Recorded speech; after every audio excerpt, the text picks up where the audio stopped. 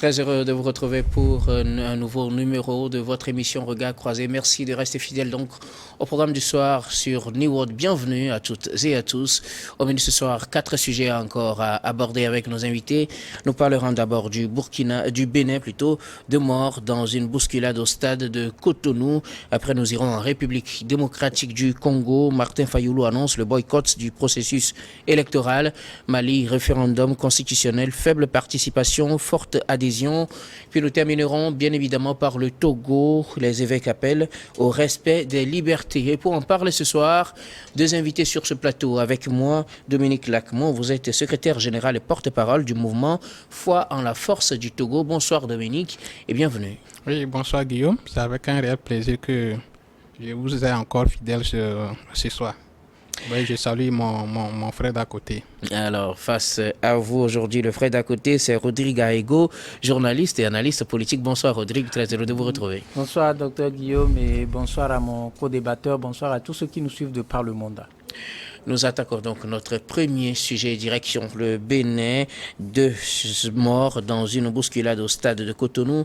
2 supporters sont morts et une dizaine plutôt blessés samedi 17 juin dans une bousculade au stade de Cotonou lors d'un match opposant le Bénin au Sénégal pour le compte des éliminatoires de la CAN 2024 qui se déroulera en Côte d'Ivoire. Une enquête a été ouverte pour faire la lumière sur cet incident et situer les responsabilités selon le procureur de la République, Jules Aonga, dans un communiqué rendu public. Alors, au-delà de tout le football, malgré tout, continue de susciter au Bénin, autant que dans plusieurs autres pays d'Afrique de l'Ouest, surtout l'envie au point que des supporters arrivent à en paix de la vie. Oui, vous savez, dans un premier temps, il convient quand même de présenter toutes nos condoléances aux familles éplorées et souhaiter prompt rétablissement à tous ceux qui ont été blessés dans cette situation de bousculade-là qui a endeuillé le partage des points entre l'équipe du Bénin, donc les Guépards, et les Lions de la Teranga. Et vous savez, ça m'a un peu renvoyé vers 2007, où nous étions justement à Cotonou, quelques jours après le drame de Lungi, où nous avions perdu quand même plusieurs compatriotes dans le crash de l'hélicoptère qui faisait la liaison entre le stade, enfin la ville où se situe le stade, et puis le point de ralliement pour prendre un vol et rallier Lomé. Et ça me renvoie également au triste souvenir, puisque comme je le dis, quelques jours après ce drame, nous étions à Cotonou justement pour affronter les Écureuils. À l'époque, c'était pas les Guépards parce qu'ils viennent de changer de nom. Et nous avions essuyé toutes les difficultés possibles. Nous avions eu affaire à des supporters assez sulfureux. Et j'avoue qu'il y a eu des blessés. Et forcément du deuil par la suite, parce que les événements qui ont suivi n'ont pas été vraiment gais pour nous. Et je me souviens bien que je n'avais même pas pu avoir le temps d'aller à l'hôtel chercher ma valise avant de regagner Lomé. C'était compliqué, c'était extrêmement difficile pour nous. Si tu comprends le fond, ça te sauvait. Si tu ne comprenais pas le fond, écoute, tu te livrais à une scène de lynchage sans pitié. Et je me souviens à l'époque de la triste scène vécue par... pourquoi son nom m'échappe, il y a une femme qui était membre du comité exécutif de la Fédération togolaise de football, Madame Théou Claudia, voilà son nom je crois, si j'ai bonne mémoire, qui avait été complètement déshabillée, pratiquement déshabillée par les supporters sulfureux. Et donc, ça m'a permis de comprendre à peu près la situation qui a prévalu dans cette histoire-là.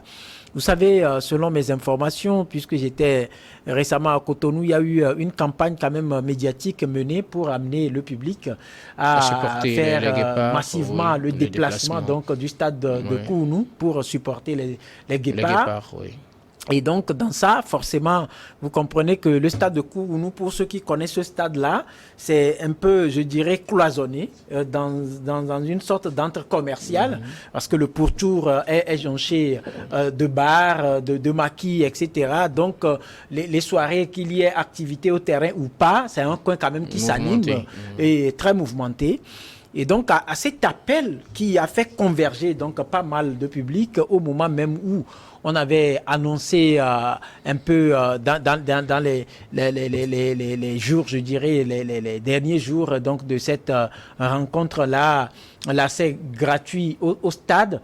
Donc, tout le public béninois ou toutes les populations béninoises, enfin, qui sont proches quand même de la ville de Cotonou, plus celles qui sont à Cotonou, ont forcément fait le choix de se rendre sur le terrain. Et donc, il y avait de longues queues au niveau des guichets. Et déjà même à l'entrée, c'était difficile pour ceux qui arrivaient à se frayer un chemin pour aller donc franchir les barrières intégrées, la superficie donc aux alentours directs du stade avant d'aller vers les guichets, c'était aussi compliqué. Et donc, vu que les populations portaient l'envie de pousser leur équipe, les Guépards, donc à la victoire, remporter la victoire et espérer peut-être une qualification pour la Coupe d'Afrique des Nations, la phase finale qui va se jouer dans la ville d'Alassane Ouattara en Côte d'Ivoire à côté. Et forcément, en de pareilles circonstances, c'est difficile. Le Togo est passé par là dans les années 2002. Et on comprend cette douleur, on comprend vraiment je pense que ce qui se passe aujourd'hui. Les enquêtes qui sont ouvertes vont certes situer parce qu'à côté, on parle de trafic de tickets, des esprits malins auraient fabriqué des tickets de façon fictive pour aussi peut-être gagner leur pain. Et donc, les enquêtes vont situer les uns et les autres sur les circonstances réelles qui ont contribué quand même à cette situation. Mais connaissant bien les installations du stade de Kounou, je comprends que ces bousculades-là aient lieu, même si je déplore mort d'homme par la suite. Merci Rodrigue. Dominique Lacmont, je demandais à savoir, est-ce que le football continue en tout cas de drainer autant de public au point où il y a eu de telles bousculades qu'on en perd 2 vies et plusieurs blessés? D'abord, je joins à mon frère pour toujours présenter les condoléances aux familles éplorées dans cet incident et propre rétablissement à tous ceux qui ont subi des blessures. Oui, mais la question à laquelle vous me posez, c'est dommage. Et tel qu'il a décrit mon ami à côté, la situation dans laquelle les choses se sont passées, ce n'est pas nouvelle. Moi, je devais revenir là-dessus. Mais bon, le problème, c'est quoi? Si vous me posez la question, mais pour une victoire, on peut même pas. C'est pas bien de sacrifier un compatriote parce qu'on cherche une victoire. Personne n'a sacrifié quelqu'un. C'est l'envie d'aller pousser son équipe. Le Bénin a traversé les 16 étapes-là. C'est-à-dire qu'il y a eu les cas que mon ami a cité récemment en 2019 avec notre pays également. C'est 2019, 2007. Je pense. 2007 dans un premier temps. Oui, mais en 2019 aussi, le Togo a joué un match là-bas et les mêmes choses se sont produites. Oui, effectivement. Il y a eu aussi, 2019, il y a eu aussi un mort. Donc, c'est pour dire que le Bénin, à travers sa fédération de football, connaît à quel type de supporters ils ont affaire. Même si on dit, bon, je viens de l'apprendre, l'entrée était gratuite, n'est-ce pas? Il fallait prendre des mesures sécuritaires. C'est ça la différence. Il y avait des agents qui étaient débordés. Non, mais c'est parce que c'est le problème. Il y a eu défaillance dans la technique, des méthodologies, des pratiques qu'ils ont mis en place pour qu'on puisse faire entrer. Est-ce qu'on peut savoir à quelle heure ce stade a été ouvert à quelle heure? Mais il fallait d'abord l'ouverture du stade très tôt, mais mettre des barrières sécuritaires très loin du stade. Moi, je me rappelle, il y a eu ça dans, je ne sais pas en quelle année, où on a même mis dans notre stade ici, il y a eu un match où on a demandé entrée gratuite. Mais déjà, quand il vient de la présidence, quand tu franchis le feu rouge, les forces de l'ordre sont déjà prêtes. C'est-à-dire qu'après, il y a des barrières qui font filtrer les gens. Oui, si aujourd'hui, dans cette situation, je ne sais pas comment ils ont mis leurs dispositifs sécuritaires et ces drames-là arrivent, mais ce n'est pas vraiment bien. Il faut que la responsabilité même incombe à la fédération qui n'a pas su gérer ce match pour qu'on arrive à cette situation. Parce que non seulement, il y a par certains compatriotes qu'on a pu compter, d'autres parlent de bousculade pour que les gens puissent arriver vite, gagner des places.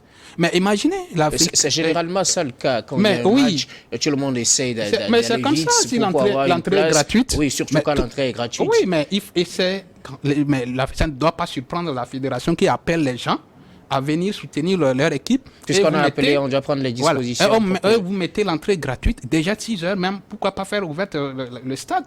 Pour que les gens, déjà à 6 heures, même les gens seront au stade là-bas parce que l'entrée est gratuite.